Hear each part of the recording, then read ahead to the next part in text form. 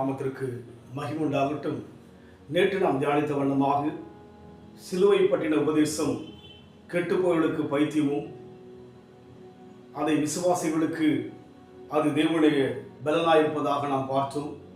இந்த வேளையிலும் கூட அதே 1 கொரிந்தியர் 1:23 நாங்களோ சிலுவையில் அறையப்பட்ட கிறிஸ்துவை பிரசங்கிக்கிறோம்.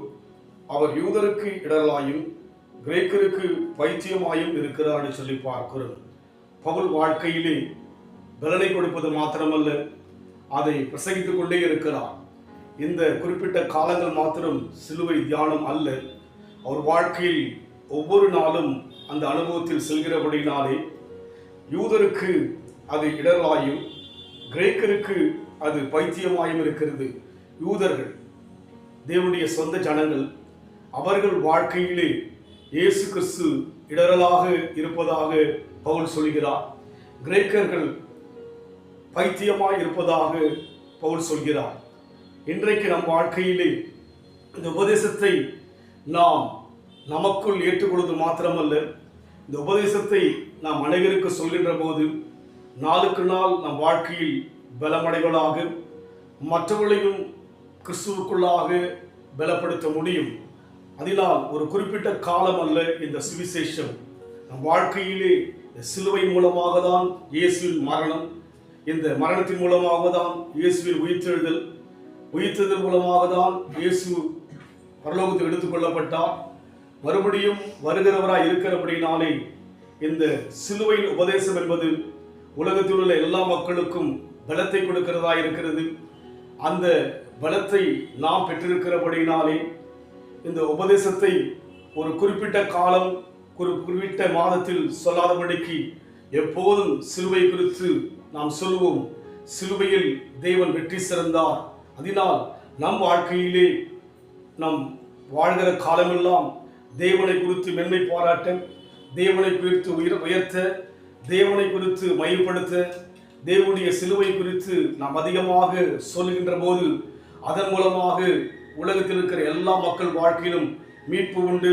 அந்த அனுபவத்தில் போக நம்ம கொடுப்போம். தனிமை வாட்டும் போது நல் துணையாய் வருபவரே, தனிமை வாட்டும் போது நல் துணையாய் இருப்பவரே, வார்த்தையின் திருவுணவால் வலமாய் காப்பவரே, என்னை ஆட்கொண்ட இயேசு உம்மை யார் என்று நான் அறிவேன்.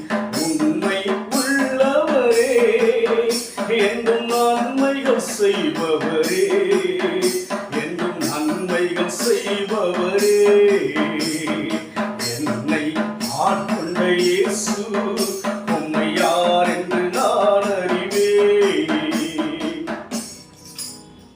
உபதேசத்தை பவுல் சொல்ல சொல்ல அவருக்குள் பலமடைந்தார். கேட்ட யூதர்களுக்கு அது குழப்பத்தை, அது இடரலை கொடுக்கிறது. கேட்ட கிரேக்கருக்கு அது பைத்தியமாக இருக்கிறது. ஆனால் தொடர்ந்து சிலுவை குறித்தே பேசி அநேக ஜனங்களை பவுல் ஆதாயப்படுத்துவது போல நம் வாழ்க்கை முழுமையாக அந்த சிலுவை மூலமாக மீட்பு பெற்றபடினாலே அதை குறித்து மென்மை பாராட்ட தேவன் நமக்கு கிருபை செய்ய ஆண்டவரை நோக்கி பார்ப்போம். அன்பின் ஆண்டவரே, அன்றைக்கு பவுல் ஆண்டவரே சிலுவையின் உபதேசத்தை பிரசங்கித்துக் கொண்டே இருந்தது போல நாங்களும் கூட ஆண்டவரே அந்த சிலுவையின் பாடுகள், சிலுவையின் மூலமாக எங்களுக்கு கிடைத்த நன்மைகளை அனைவருக்கு சொல்லும்படியாக ஒரு குறிப்பிட்ட காலம் மாத்திரமல்ல, எப்போதும் சொல்லும்படியாக தேவன் எங்களுக்கு கிருபை செய்வீராக. இயேசுவின் நாமத்தில் பிதாவே, ஆமென். கர்த்தர் ஆசீர்வதிப்பாராக.